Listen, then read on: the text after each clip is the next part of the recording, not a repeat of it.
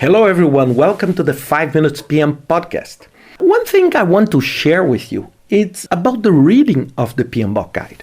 Of course, if you take a look on this 700 pages of the guide, of course you become a little bit scared and you see, oh God, I need to read all of that. So let me explain to you first.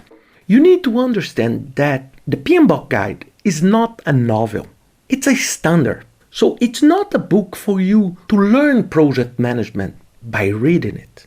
So it's divided in technical content that will be easier for you to look forward in the future if you need some kind of reference.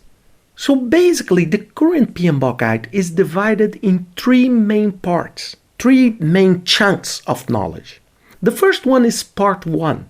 Part 1 is divided into 13 chapters. Chapter 1 is an introduction of project management, explaining what is project management. So trying to give you an overview and a sense of what project management is. Chapter 2, it's about the environment where projects operate. It's to talk a little bit more about the organization and the types of organizations where the projects happen. Chapter 3, it's a new one. It's a chapter talking about the project manager. Who is she or he that is leading the project?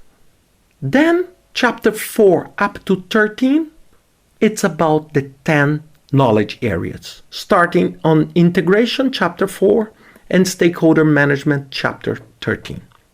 The second part is the standard of project management, is the ANSI norm of project management that is based on the concepts of part 1.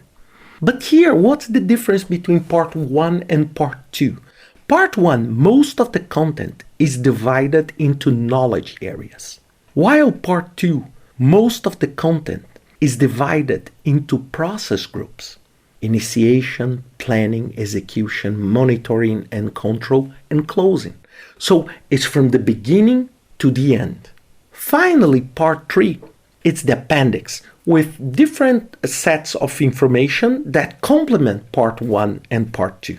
So what I suggest you to do if you want to read and understand the PMBOK. Most of you will think, oh, should I read from page 1 to page 700? No. My suggestion is that you read first chapter 1 of part 1, the introduction. Then chapter 2 of part 1. Then chapter 3 of part 1 about the project manager. So far, so good. So you're reading in a normal way. So you're reading from the first page up to the following page. But then, when you see chapter 4, you will stop reading. You will not read chapter 4.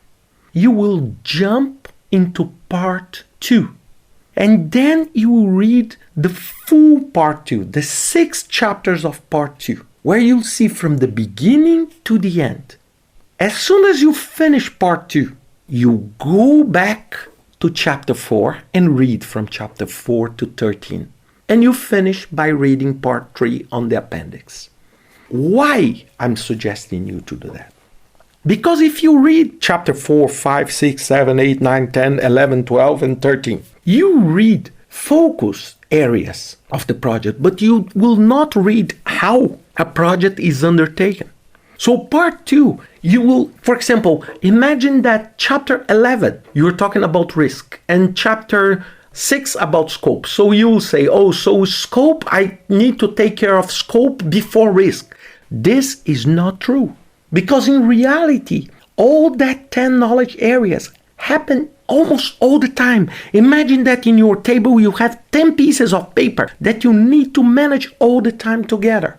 This is why it's important that you read part 2, because part 2 is this flow, the process from the beginning to the end of a project. Then you go to the areas and understand each of the process you do in each area.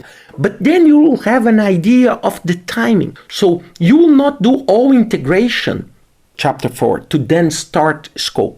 And this is a very important concept. This is why most of the people reading the PMBOK, they struggle to understand that upfront what's going on. And it's exactly because of this lack of understanding.